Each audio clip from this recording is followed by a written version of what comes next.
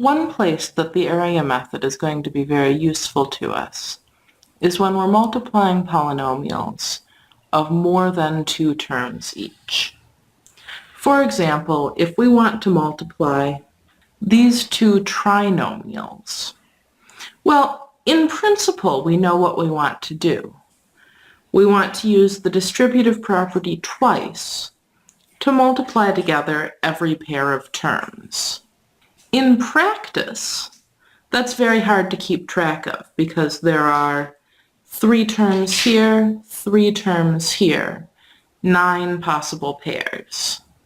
But if we use the area method for this multiplication, we'll set up our box with 3 rows and 3 columns. Our rows will be x squared minus 3x plus 5. And our columns will be 2 minus 7y minus 9y squared. And then we can do our multiplication in each box.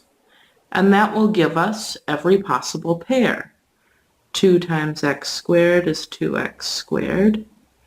Negative 7y times x squared is negative 7x squared y.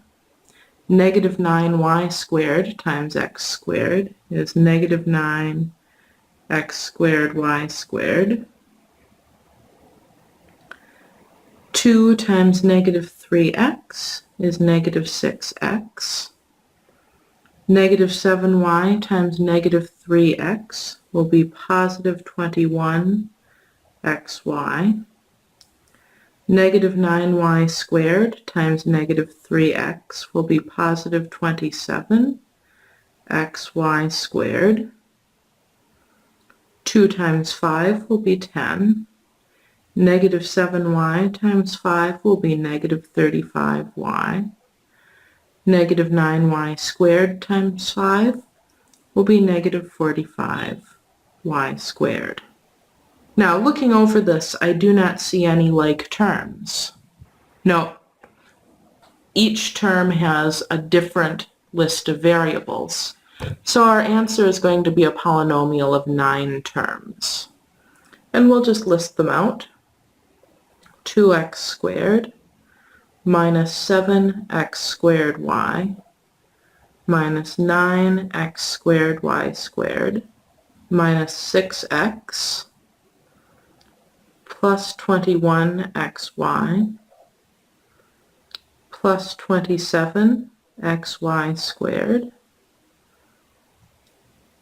plus 10 minus 35y minus 45y squared.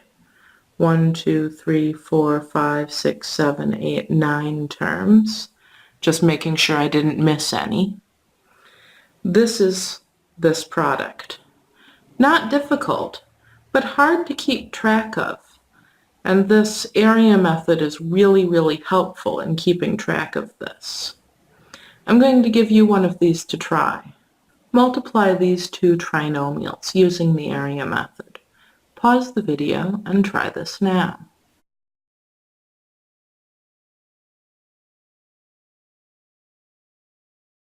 All right, we'll need 3 rows and 3 columns. Now, remember that it doesn't really matter which factor we use to label the rows and which we use to label the columns, since multiplication is commutative. So we'll have x squared plus 7x minus 6, 2x squared minus 5x plus 2. And notice that since we have the same arrangement of variables, x squared x constant, x squared x constant, we will be seeing like terms along the diagonals. 2x squared times x squared is 2x to the 1, 2, 3, 4th power. Negative 5x times x squared will be negative 5x to the 1, 2, 3 third power. 2 times x squared will be just 2x squared. 2x squared times 7x will be 14x to the 1, 2, 3 third power.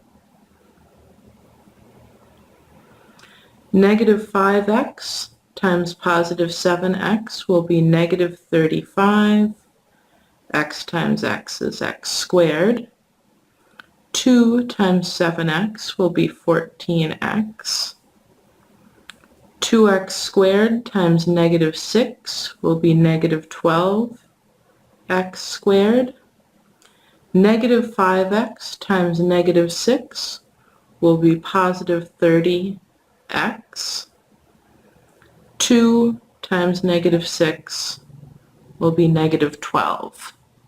As promised, we see x cubed terms in here, x squared terms in here, x terms in here, and then just one x to the fourth term, just one constant term. When I copy these out, I'm going to put like terms next to one another.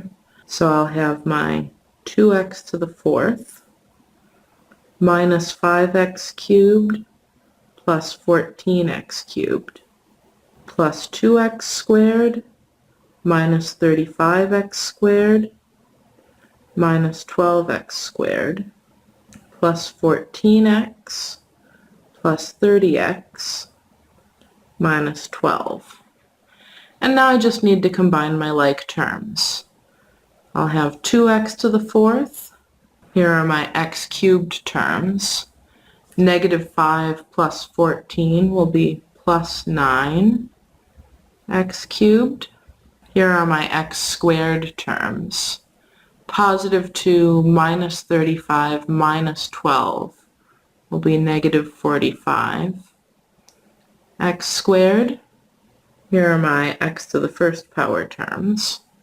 14 plus 30 will be 44x. And then my constant minus 12. That's the product of these two trinomials.